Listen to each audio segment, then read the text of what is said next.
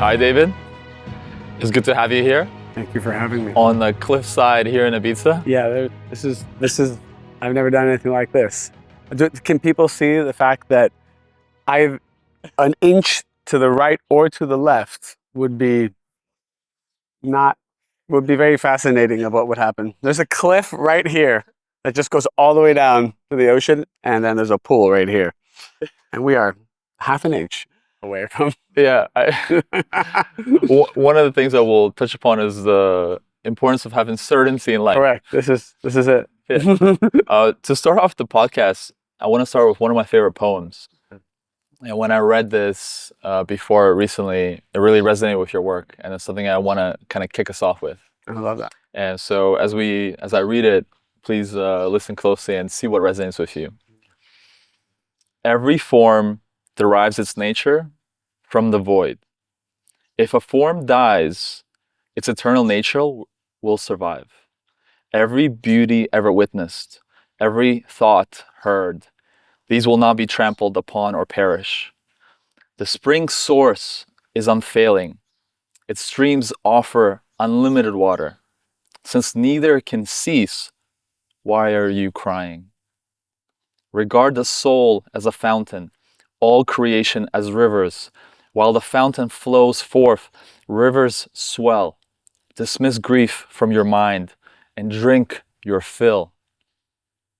This spring will not cease. Eternal are its waters. From the moment of your birth, a ladder was placed before you to help you escape. First, you were a mineral, a plant, then animal. There's no secret about your evolution.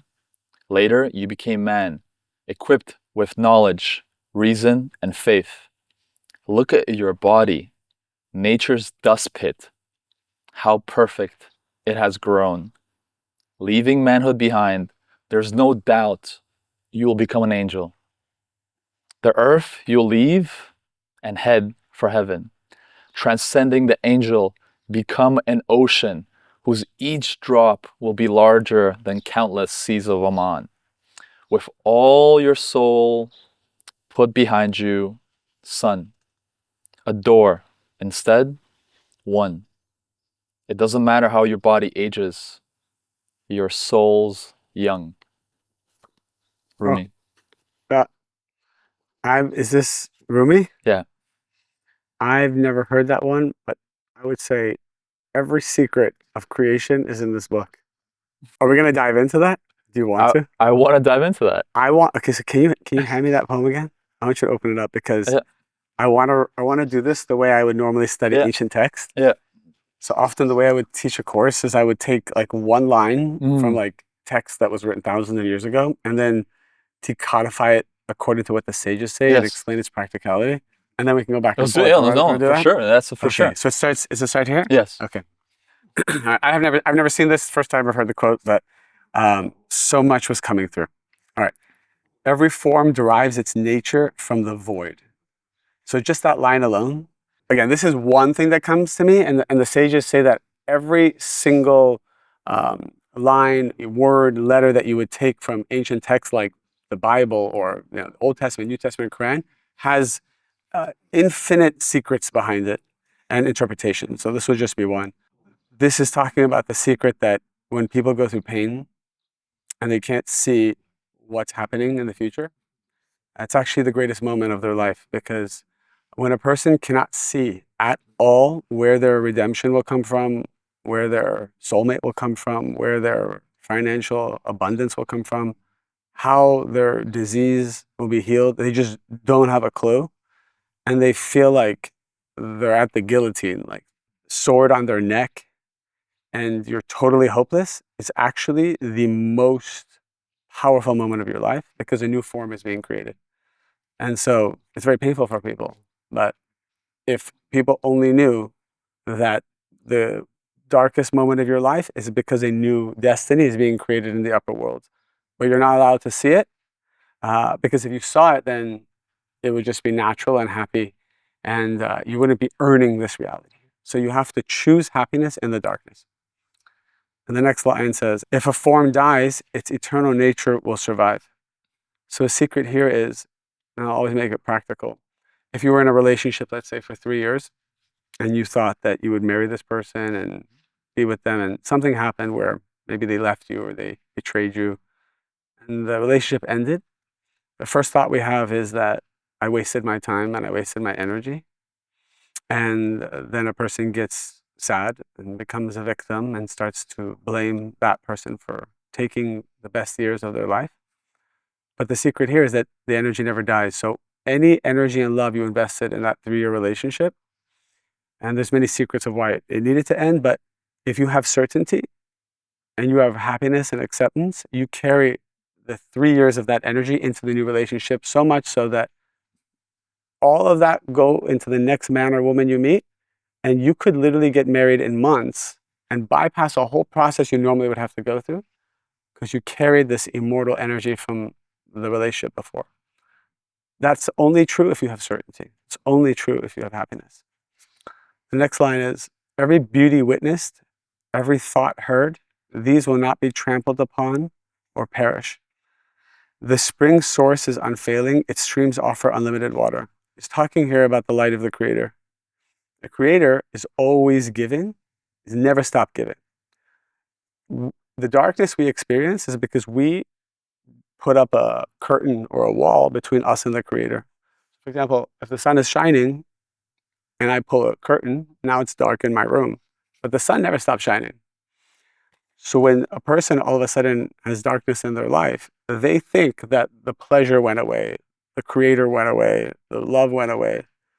It's all an illusion. Even if you just broke up with someone, or you just lost money, or you lost a deal, or you heard bad news, you went through rejection, it's a total illusion. The water never stopped flowing. The springs never stop. And as soon as you know that, then the curtain is lifted again. But it takes often months or years for a person to realize that. But the faster you realize that, then the curtain's lifted and exactly everything comes back. I actually want to pause on that. Yeah. The spring source is unfailing. When I came across your work, and this is what I also now feel in life, and this is the message that I want people to be able to get, is oftentimes people are in scarcity. And I also come from scarcity. And when you come from scarcity, you think, oh, there's nothing and the world is against you. However, one of the things that you mentioned in your recent seminar that you did is that the cow wants to give more than the calf wants to suckle. Yeah. So to speak on, because I think similar to, as you said, speaking about the Creator or whatever, that the source is unlimited, but you don't even know how much you can be given. If you can speak on that example of the cattle. So what you're referring to is, it's written in the Talmud, which is the sages that lived over 2,000 years ago. And even Jesus lived at that same time, and he was part of all of these sages. So Jesus was part of a category of great souls, and all these souls were able to perform miracles in their lives, and they're incredibly high consciousness, all of them Kabbalists, and all of them brought tremendous light to this world. And one of the things that they wrote in their writings was that the cow, like the mother cow, wants to feed her young, her calf, even more than they desire to suckle. So she has this milk that she wants to give, but they can't even take on all that she wants to give. This is for us to have certainty in that the Creator wants to give you so much more than you even desire or are experiencing, but can't, because our vessel, we're choosing to keep our vessel small.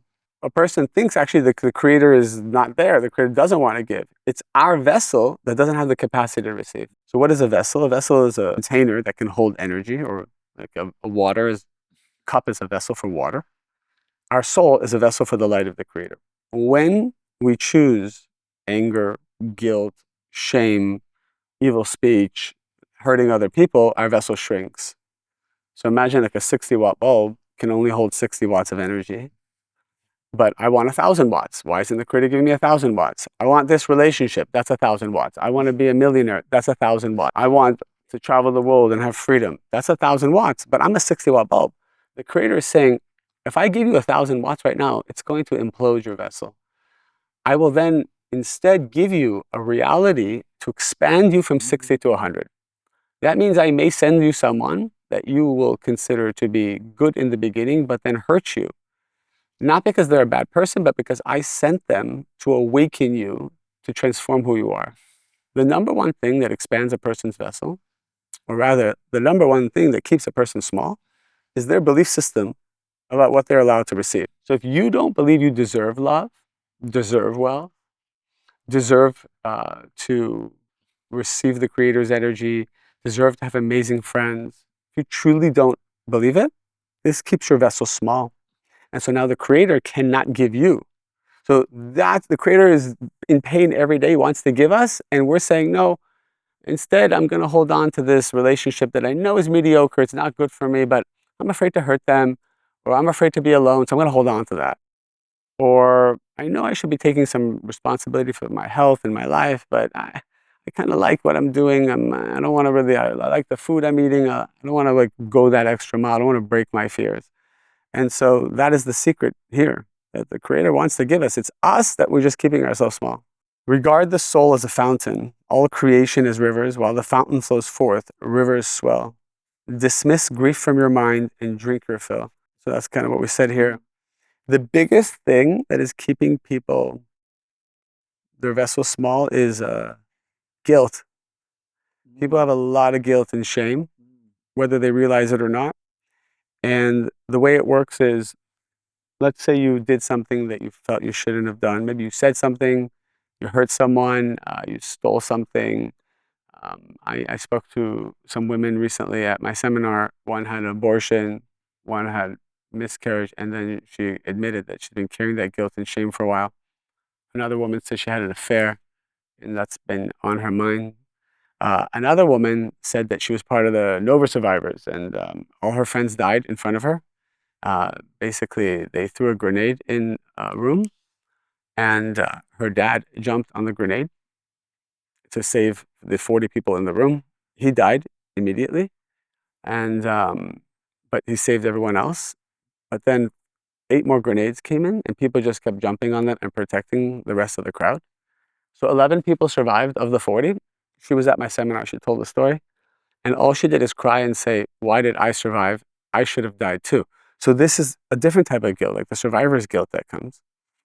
So we all carry these guilt and shame. And what's interesting is, if you hurt someone, that was just one moment where maybe you disconnected from the light of the Creator, this energy of miracles, just one moment. Feeling bad about that every day for years is now a million billion moments of a disconnection.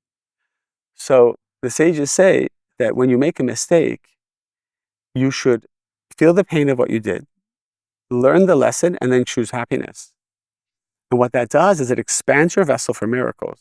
And not only that, but it erases the mistake you made. So much so that if a person made a mistake and then learned from it and became happy, they're at a higher level than a person who never made a mistake at all. Have you noticed different scenarios where people hold on to guilt and shame, consciously or unconsciously? I think it's also, I'm curious what your thoughts also culturally.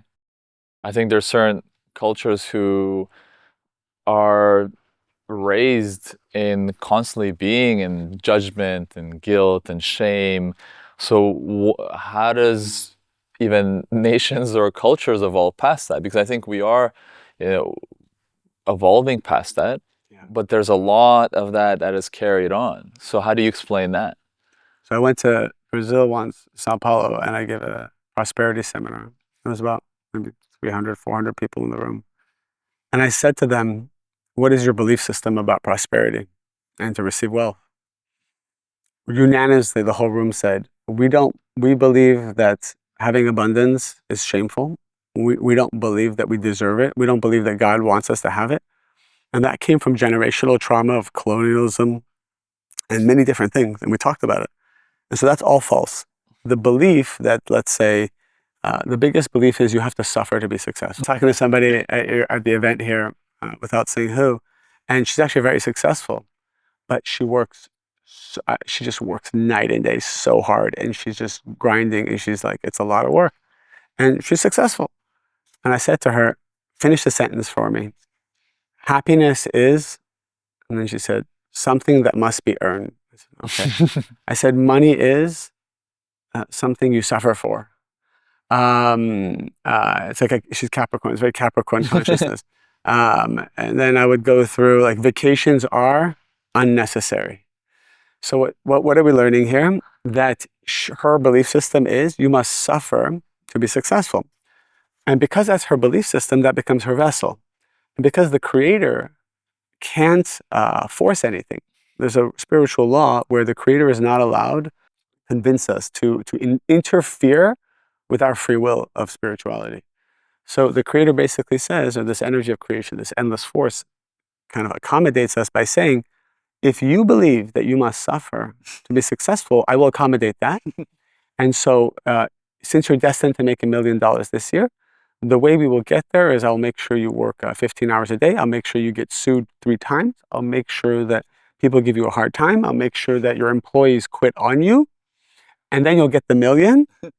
And this will fit so beautifully in what you believe. And so, because you are the creator of your life. And there's another person that says, I don't need to suffer to be successful. I can in one moment receive everything because the creator loves me endlessly. And because the cow wants to feed more than the calf wants to suckle. That person would receive the same $1 million, maybe just sitting here in Ibiza and working maybe an hour, because you have to do something, you have to work a little. So you just work a little bit on the laptop, all of a sudden you attract the right employees. These employees come to you and say, Alex, I believe in your mission so much, and I want to make sure that you are freed up just to have amazing consciousness to build this incredible thing you're doing. I believe in your movement. Stop doing this, stop doing that. Let me take all this work from you. I don't even care if you pay me. And you just write content. You go write books. That's what we need you to do. And so now you're going to make that same $1 million, probably even more, and not having suffered at all. All that comes down to is your belief system about that. And like I started a new company, and I had this new belief system because the old company I started, MaryRuth Organics, I didn't have this belief system. I said you have to suffer. And it's MaryRuth herself, who's the mother of my children, my partner in business. She's the one who always told me, she's like, why do you feel like you can't just receive because the creator wants to give you? Why do you feel like you have to always suffer? You can't wear nice clothes, you can't travel, you can't have fun. Like, have fun. The creator wants to give you. So with this new company, now that I thought about this, I have new employees coming to me that are saying, I just want to serve this mission. And we want to make sure you are totally free to do what the world would need to do and not be in the weeds. I just thought I need to always be in the weeds because that's what a founder does. That's the humility of a founder, dealing with customer service and booking things. And so it's all consciousness. It's all consciousness. And some of the most successful creators I know, many of them that will be here at your event, when I ask them about their business model, it's amazing. Like, it's like one person with like one assistant that is doing all the work themselves. And let's say your time is worth, I don't know, $5,000 an hour. I bet somebody would pay $5,000 to $10,000 to sit an hour with you. But you're doing other type of work that someone would love to do for $50 an hour. We're depriving ourselves, and we're depriving that person, and we're depriving the world by staying stuck and limited and cheap and not delegating it properly. And that's just all belief system work. I actually want to bring up 2 examples on this point. Please. That you bring, that your work actually has brought to my attention to. So last year was the first year that I lost money in my business. So for 15 years, I've always run profitable businesses, always made millions every year. Last year was the first year where lost money. And it made me question. I'm like, what's happening? And last year was the first year where I tried to be professional. I'm like, okay, let's hire expensive people. Let's get, and that person's like, we need these 2 analysts and we need to do this. And we expanded the team and grew. And I'm like, okay, yes, we grew our revenue too, but we're losing money. Where before I always made money. And I'm like, this makes no sense. And at the same time, I was not enjoying myself. I'm stressed. And I feel like something's off.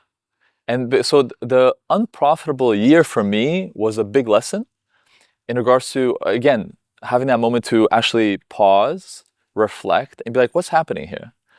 And when I reflected, I said, hey, I made the most money when I actually wasn't suffering, when I was having fun, when I was not taking things seriously. And oftentimes in the entrepreneurship world, the narrative of like, you must hustle, you must suffer, grind, there's all this language. And to be honest, I felt guilty for many years because I've lived now a decade plus of a lifestyle where I've always been free. I've always had an incredible lifestyle. I've always been easygoing. Everyone who sees me always asks, like, does Alex even work?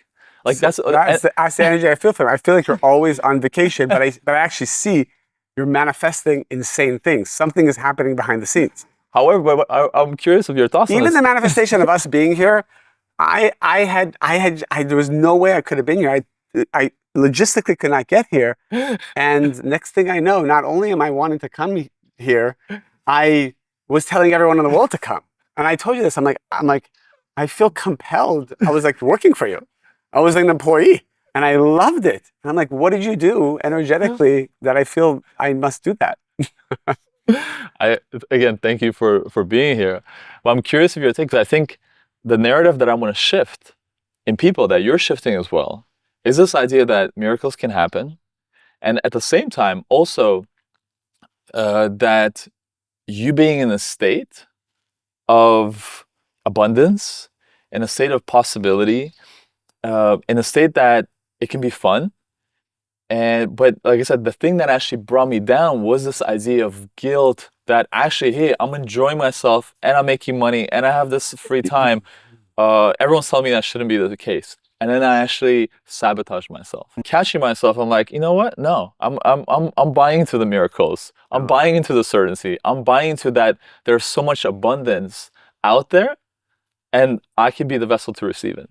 So many things came to my mind as you said that. It's so beautiful. There's so many practical lessons that maybe I'll share now. I haven't shared some of these details before, but I feel like your audience would appreciate it. In our first business, when we grew it, it was really just like 5 people, 10 people, I think.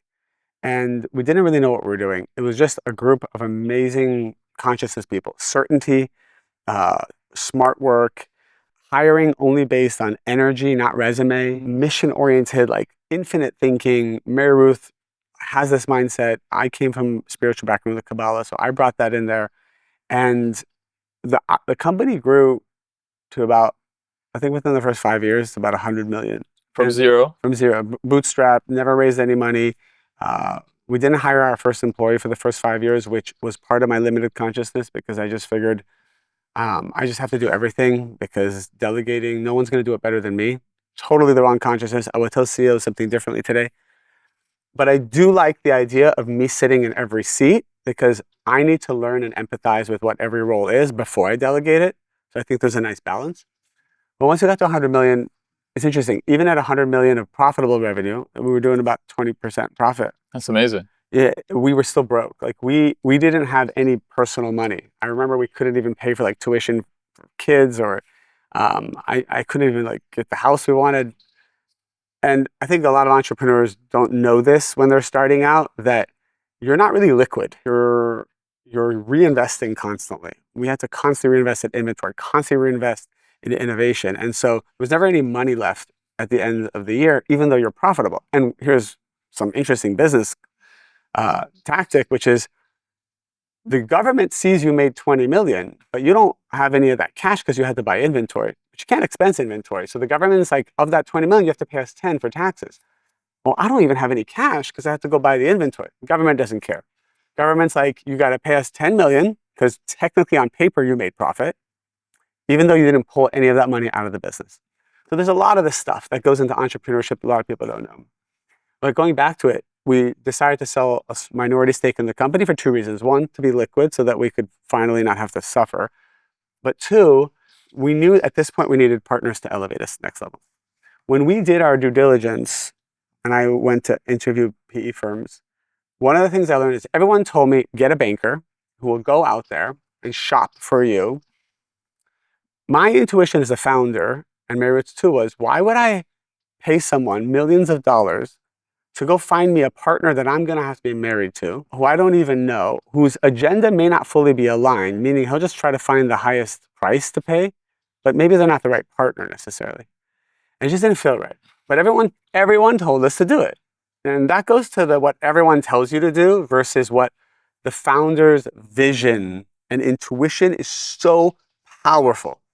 When a good founder leaves a company, 90% of the time that company is going to fail because it's your consciousness, your energy, your power, your magic, your intuition, which most people don't understand, and it doesn't fit in any other system. And then people want to come and make you corporate. So I once, when I was going down this path, the CEO of, I think it was a huge software company, it's one of those online companies, I forgot what it was, but he went through a transaction. I called him and he's like, David, just remember one thing.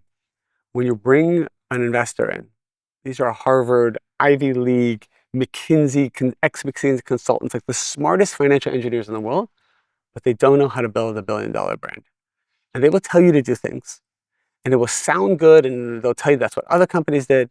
And remember, if your gut tells you it's not right, your gut is right. You are always going to be a channel more than these McKinsey, Ivy League, PE firms and investments, and they have their own agenda. That always stuck with me because I think over time, when we start meeting smarter and smarter people, we start thinking, well, they must be right.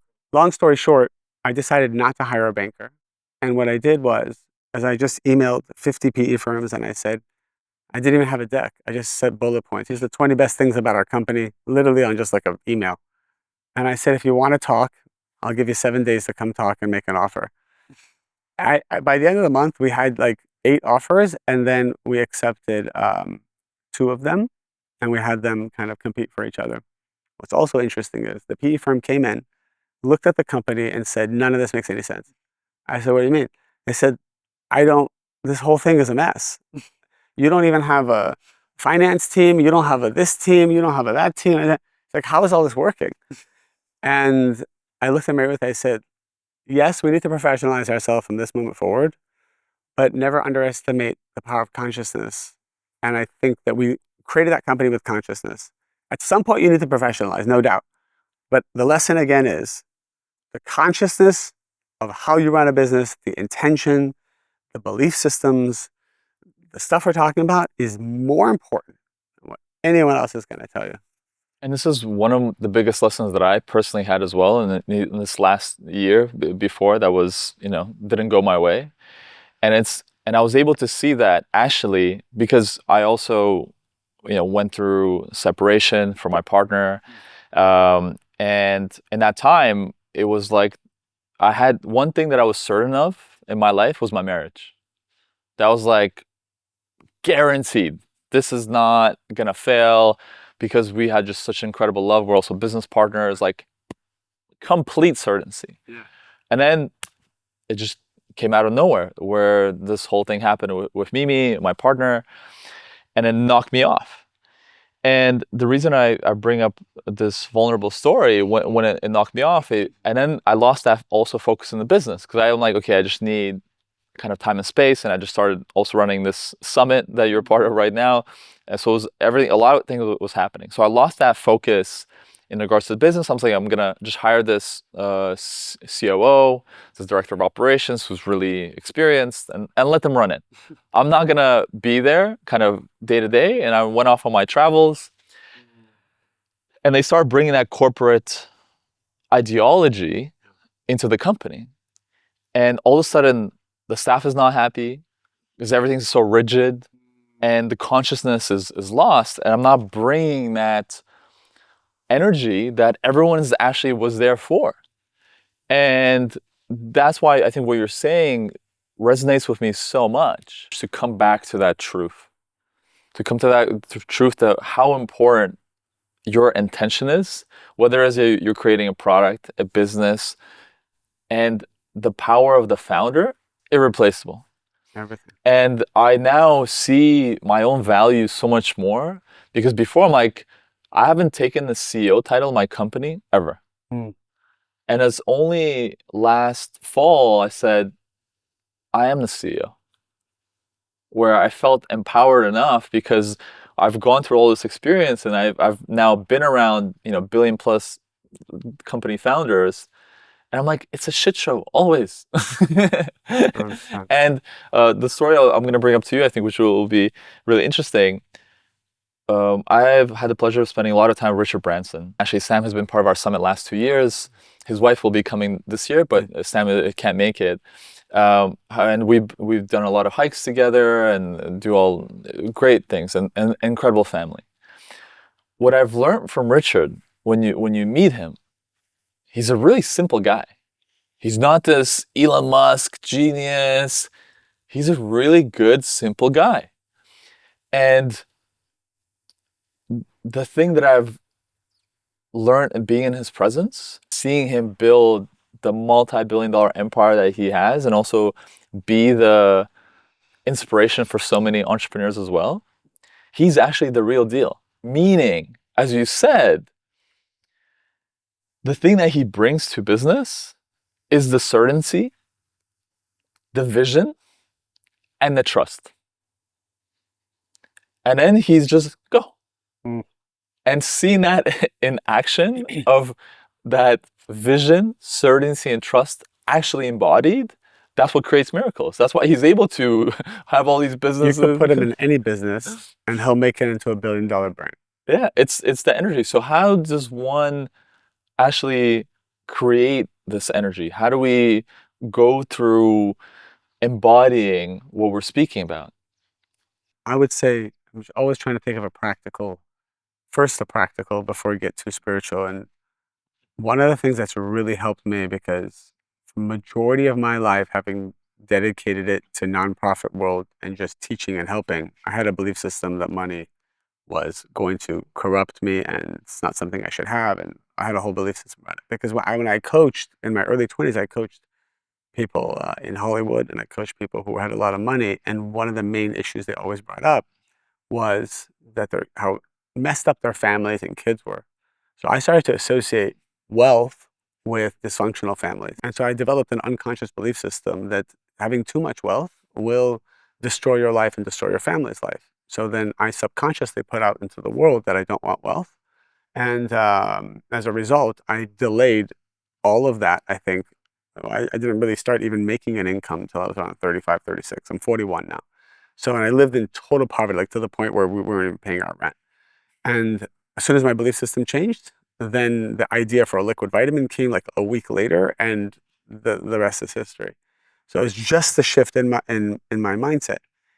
So as the last 5 years, what have I done?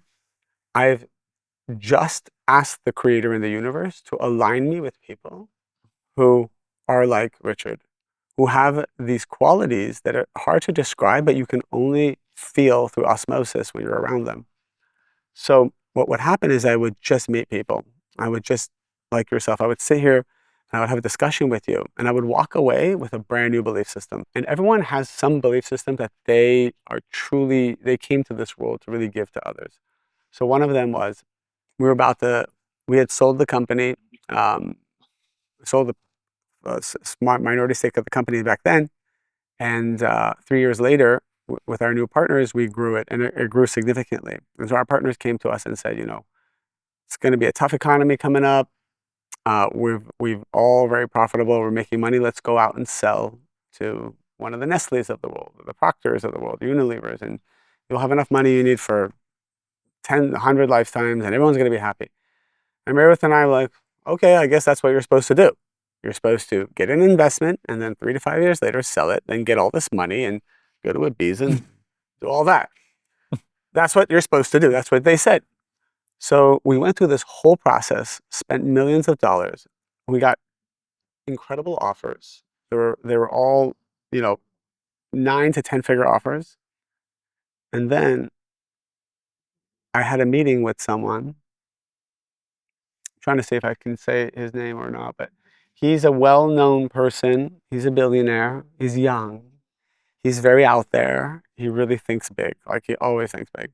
And he used to study Kabbalah with me 20 years ago when he had nothing. He was broke, and I remember he would come to my classes, and then all of a sudden he learned Kabbalah, and not just because of Kabbalah, many things he became successful. So we went to lunch, and he looked at me and he's like, "What are you doing?" And I'm like, "What do you mean?" He's like, "At the time, I think we were making like 350 million in revenue by then." And he's like, you think you're successful. You think like now you're just gonna go sell it and travel the world with your money and be spiritual." He's like, "You're thinking so small. This company should be doing 10 billion of revenue." And as soon as he said that, I'm like, 10? No, no wellness or supplement brand in the world. I think the biggest one does about 1 billion, and which is like maybe like a Nature's Bounty or one of these companies. And I said, I didn't even think about that. And he's like, you and Mary have, as founders, as long as you stay founders and you keep putting the same energy into it, the creator will take you to 10 billion. I see that. I walked away from that meeting a changed human. I took a piece of his soul, essentially. So what you say about Richard, like that ability, I've learned that the best way to get that is to meet them one-on-one, to serve them, because when you serve someone, you receive a piece of their soul. So like when I meet somebody I'm really admired, I'm like, how do I serve you? How do I learn from you? How do I add value to you? And in that way I receive. He changed my life. I went to Mary. I said, we shouldn't be doing this. This is not what we want. She's like, I agree. It doesn't feel right. We called off the whole thing, called off a like $1 billion offer, despite all of our competitors being like not really growing or flat to down. Magical things have happened for the brand. So in summary, as part of why I came to your summit, when I found out that this is by invitation, it's not a cheap ticket. It's not an easy flight. It really requires a person who has tremendous desire to grow and be successful to come to these things. It's not about the money, because I know you're losing money. There's no way you're making money on this. I know for a fact. So you're truly doing it to achieve this purpose, which is connecting souls together.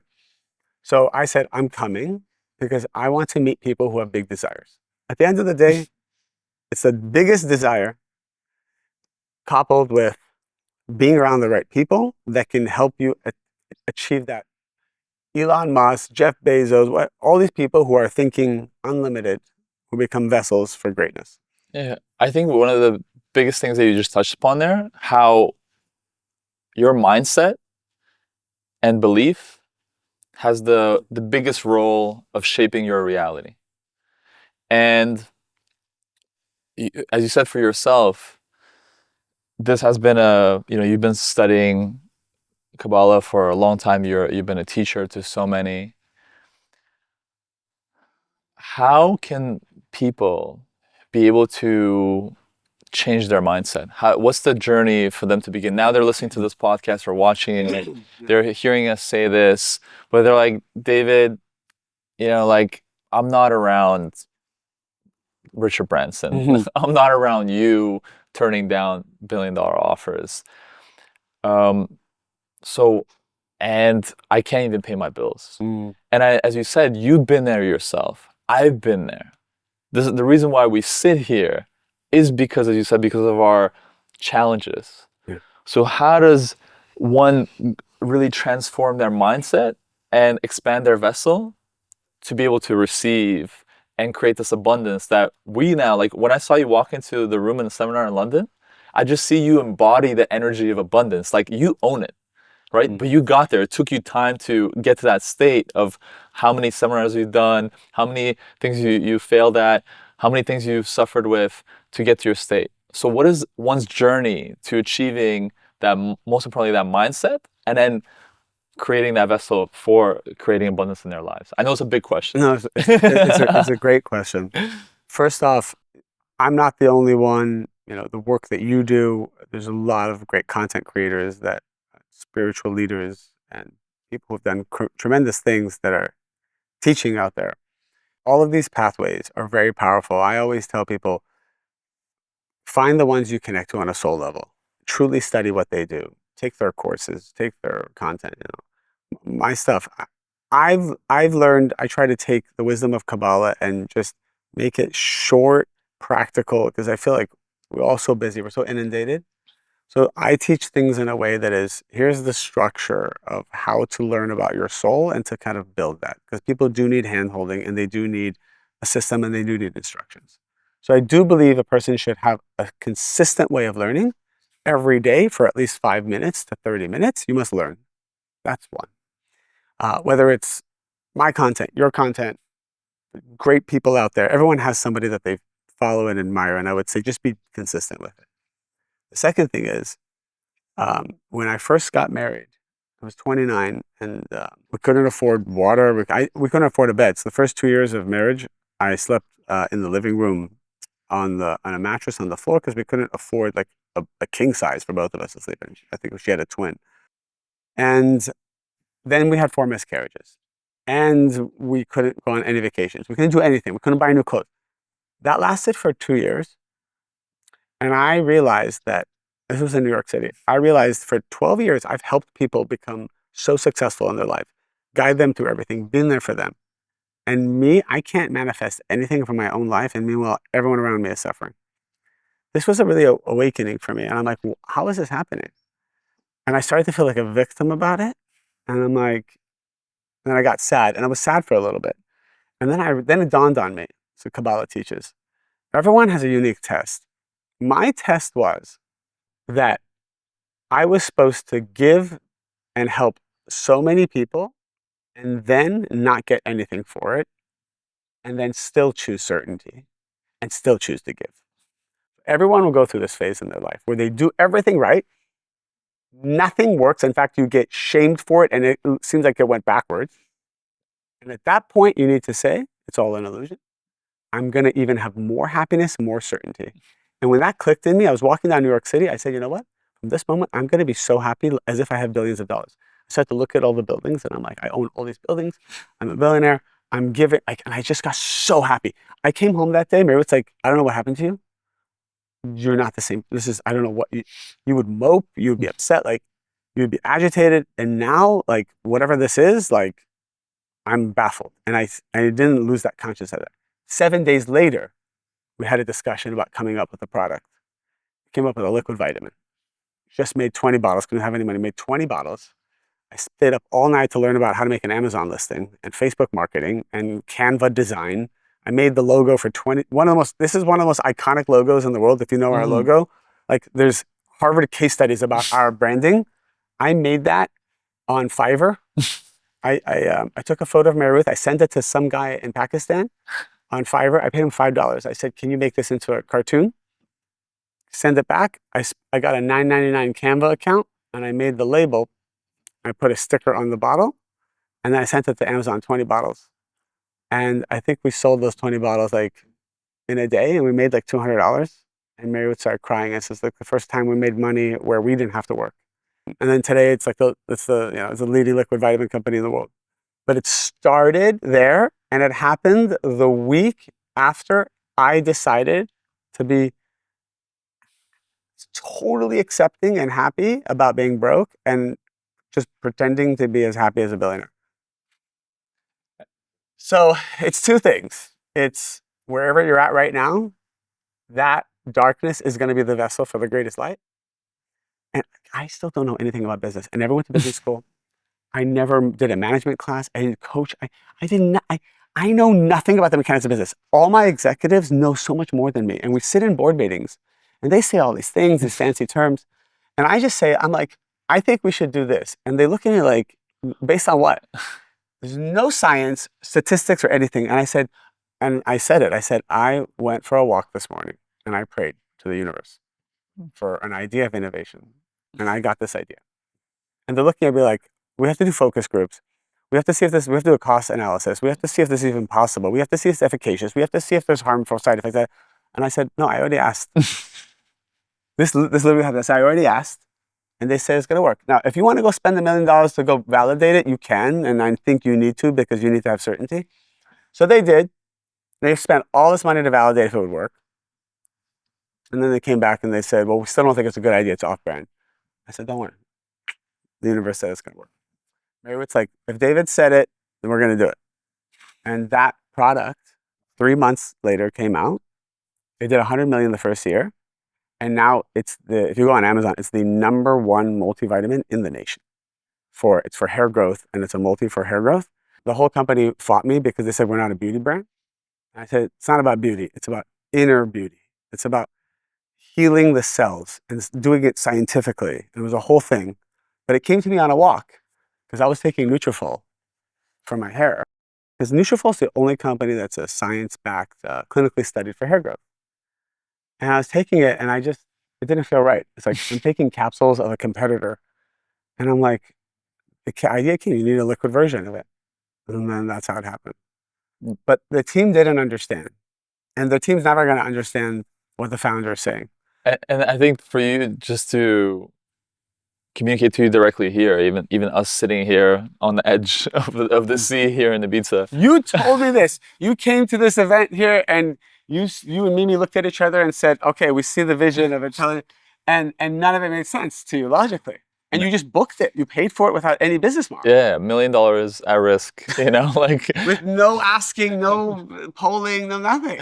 Thing that has brought, and even having lost, let's say, whatever, physical money, the thing that I've gained the most is this ability to meet people like yourself, look them in the eye, and see the embodiment of their manifestation, of how they create the world.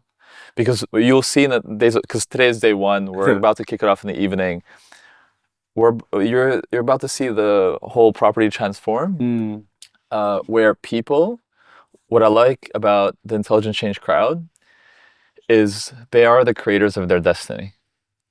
And it's empowering to see people who are taking responsibility for their life and they're choosing to create. That doesn't mean it always works out. And part of the reason why we're also here is that, as you said, many founders here have made that choice. We've sold our previous business, I'll say, way too early, right? There's many founders who've... That's the hair business. Yeah, the hair business that we were into. Let's say other founders have sold their businesses for $1 billion plus, and now they have no meaning in their lives. Right. So we're always going through something. And what I ultimately believe in is one being aligned with their vision and purpose and leading and living their life with like that certainty of like, I feel I'm in the right place. Yeah. And with your work, something that I think you've been even given me in a short time that I've discovered your work is this like ability to trust my intuition and to be more confident in my decision making, not based on my education or my background, but based on me going into the world with, because at the same time, it's easier for me, of course, because I've done this, right? I've built businesses before, I've created products before, but even for people like myself, sometimes we have doubts. Because we compare ourselves, we see other people, we have these professionals telling us, no, you're not right.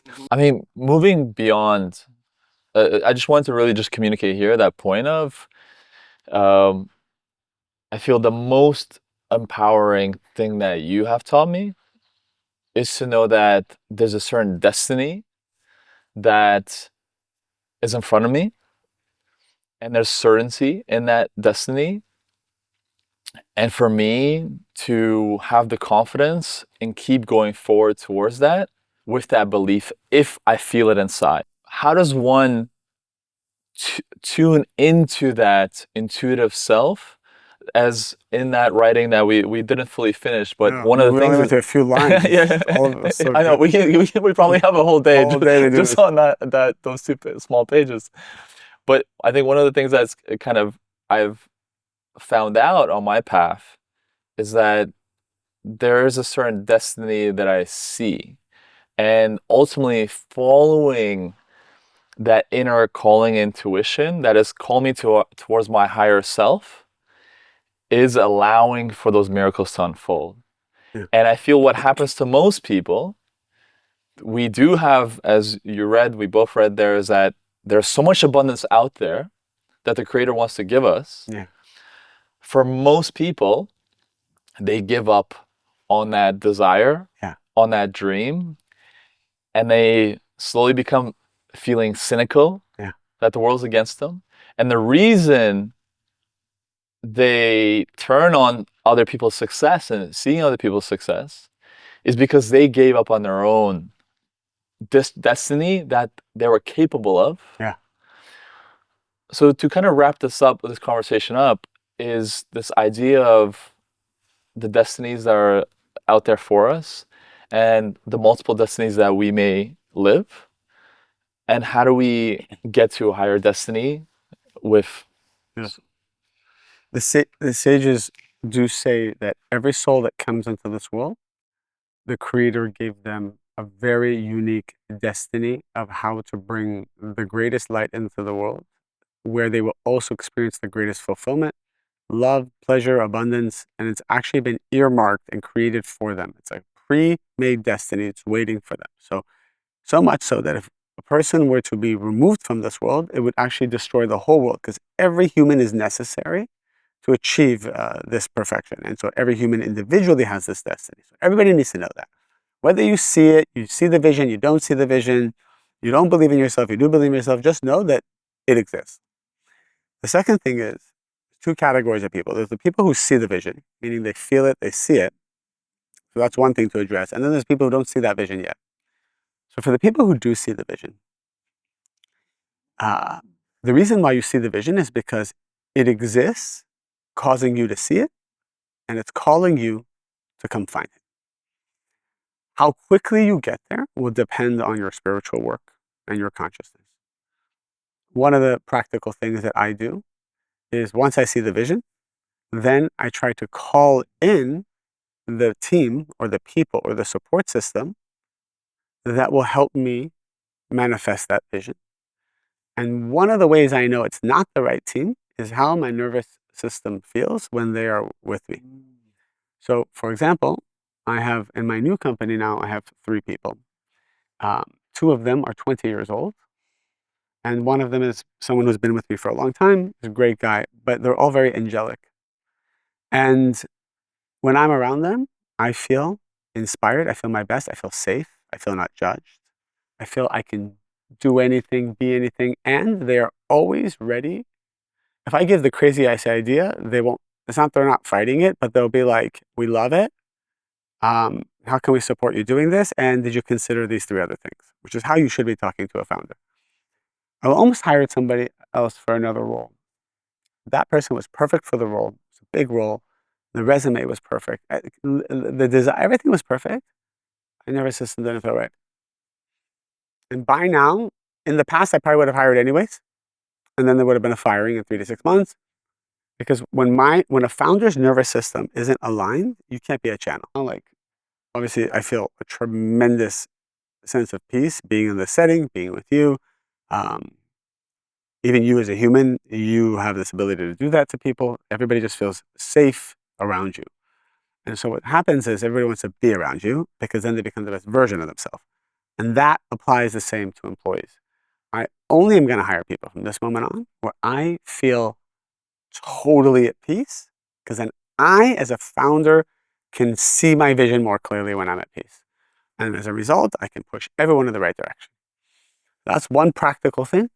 The other thing is, for the people who don't see the vision, one of the reasons why people don't see the vision is because they don't believe it exists. They have too much going on in their life. For me, it's all about simplicity. So I don't invest in companies. I don't invest in Bitcoin. I don't start new things. When I get a great idea that can make a lot of money, I immediately say no to it. People are often chasing opportunities. When there's one great one in front of them, they should go all in on. You will only see the vision when you have free time, and you're praying and you're talking out loud to the universe, and you have time to just be with yourself and the universe. The only time you see the vision. If you're working 100% of the time, you are subconsciously telling the Creator, "Don't give me a vision. I'm already overwhelmed. I just need to deal with the nonsense that's in front of me." Free time, 20% of your day should be free to talk out loud to the Creator and say, "Show me the vision. Show me what you want me to do. Show me why you put me into this world. You put me in this world. You want me to do something. What is that?"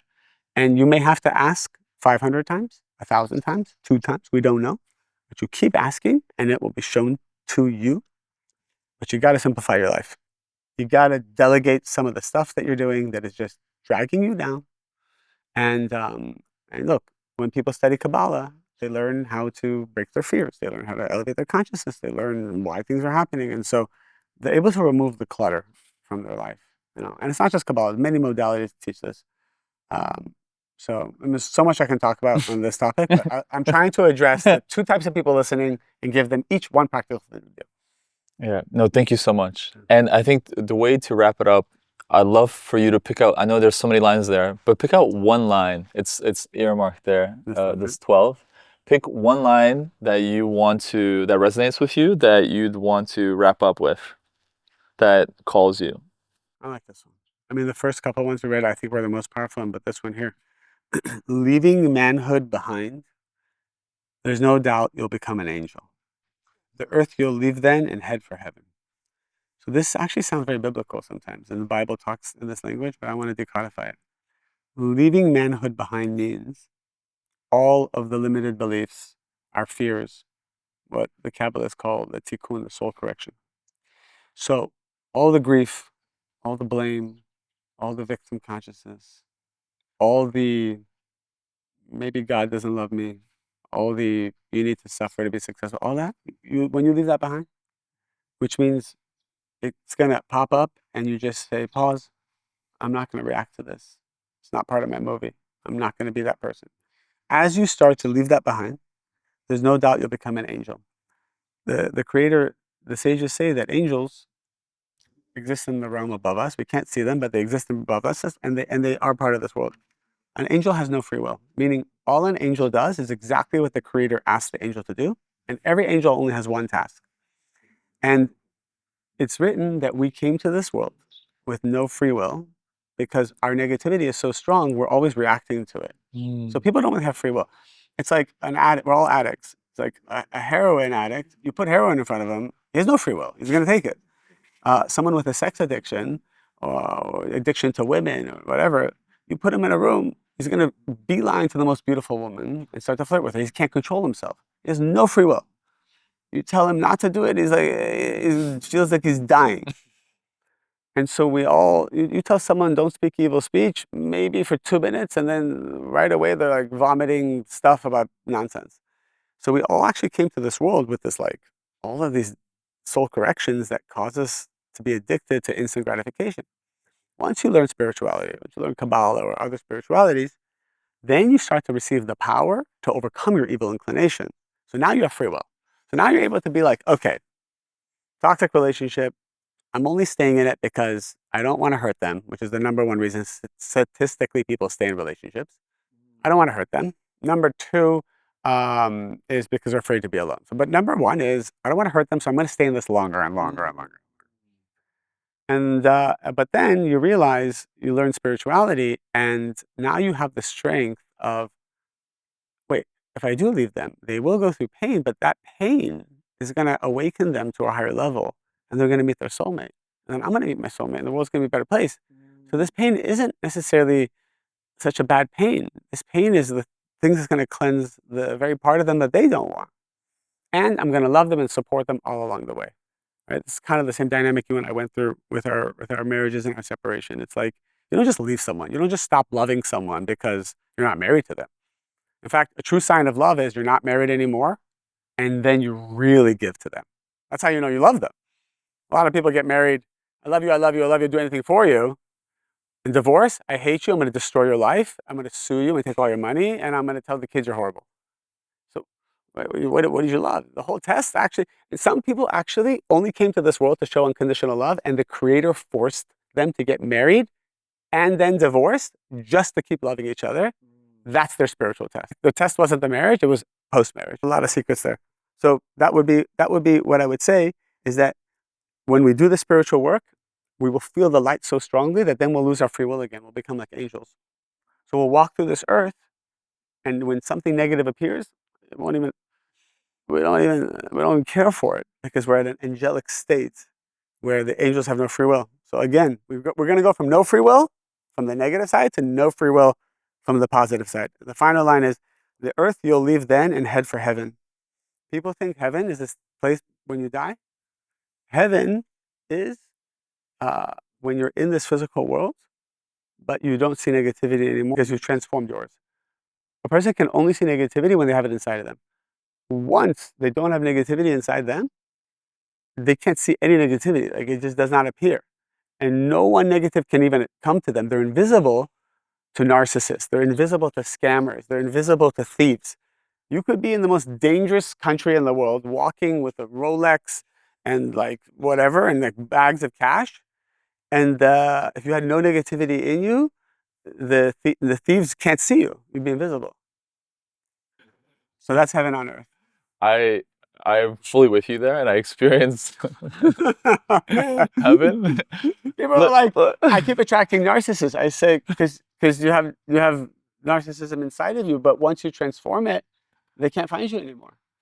You know, ever even past my separation, I've been meeting such incredible people, and I've always have. Like I'm very grateful because not I would say always, but there was a moment where I took responsibility for my life, Mm. and you know, as my shirt I saw says, your shirt. yeah, Choose gratitude. I choose love that. gratitude. So for me, I was transformed by choosing gratitude, but choosing gratitude not just. A lot of people are like, oh, it's toxic Toxic positivity. positivity. Positivity. You're too positive. I was like, for me, the moment I chose to be grateful, even for the bad and the challenges, that's when my life totally transformed. And that's why I kind of, wear this, and a lot of what we do with intelligent change is really based on this core belief of appreciation and gratitude for the good and the bad. Because You created the most iconic journal ever to come to this world. And when I tell people about you, they don't know your name. I tell them of what you've created. Oh yeah, that I know because that touched them, that changed their life, that elevated their consciousness. yeah, and that came from the most challenging, painful thing in my life. And so I guess to wrap up this podcast, and we can keep going forever. Uh, and I'm sure there'll be a part two where we can dive in even deeper in many of these topics. Um, so for me, like I said, I was able to create something super beautiful with the most painful and challenging point of my life, to be able to give this gift of seeing the good even when there's bad, because that's where it came from for me. So for yourself, what has been born out of your most challenging moments in your life that has now been such a gift? Because oftentimes people get stuck when they're in pain, when there's challenges, and they're like, everything's against me. But that pain really bears the fruit of the biggest transformation in their lives, as it has been for me. And that's why now when challenges come to me, even with, like, say, my separation, when it came to, I'm like, I'm like, pause, what a gift, as you say. I'm like, I'm about to be transformed on even a higher level. But it's the belief. Yeah. And that's why people are like, how are you navigating like your divorce and everything that's happening? I was like, I believe I have something even better coming for my way. I love that. I love that. All right, I'll say this last thing then. So many people often talk about the physical gifts that came. I had a beautiful marriage, met the most incredible partner I've ever had in my life, beautiful children, business, audience, people willing to listen. But the greatest gift that I received, I spoke about this last night with one of my friends, and I told her the story that I've never told maybe a few people ever in my life. That the hardest point of my life was never any of those stories. The hardest point of my life was, without getting too much into it, was a moment where I was confronted with something that was threatening to take away everything that I've ever created in my life and put me in a position where I'd never have it again. And it was something that came out of nowhere. It was something that um, at first didn't feel fair or had anything to do with me, but it was my movie and I had to deal with it. And I dealt with it for a year. It was the most painful year of my life, broke me completely.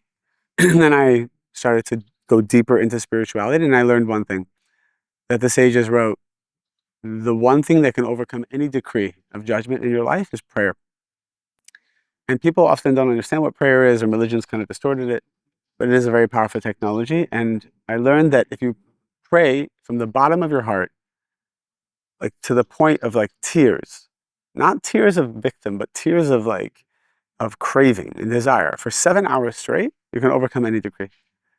So I went into a field, and for 7 hours straight, I just prayed and I talked to the Creator and I begged and I asked for what do I need to do to overcome this decree, because it feels like it's not part of my movie. After those 7 hours, something came to me at the end of the night to try, and I looked into it. And then the next day, I came up with a solution. I presented it to, it was a legal challenge. And I presented it to my lawyers. They said, we never thought about this. And then that night it was resolved. And every single thing that was threatening everything in my life disappeared in one moment. And it happened the day after I did the 7 hours of prayer. So the greatest gift I actually got was the wisdom and the technology of certainty and prayer. Yeah, those things will manifest as, wealth and whatever, relationships and great things. That's already, already a fruit that's way down the line. I think wisdom, consciousness, is the greatest gift and reward from the work that we do. And so for me, it was prayer and certainty, and I got it from that situation. Amazing. David, This was so beautiful. Thank thank you you. so much for being here with me on the edge in Ibiza. This is infinity, and literally, it's an infinity pool. You're like, We've survived. And I'm very grateful for you also coming online to give your gift to the world and to share it and to bring your wisdom that you're sharing, obviously, from a lot of sages from the past, but you're making it very digestible and approachable for so many. thank you. And you've been a gift on my journey, my life. So it's a pleasure to be here with you in person, for you to be able to experience the Intelligent Change Summit this weekend. Thank you. Thank you for being part of it. And I'm just excited for what you're going to be creating and building and bringing your certainty and vision to life. So thank you for you. I really appreciate you. Thank you. Thank you so much, David.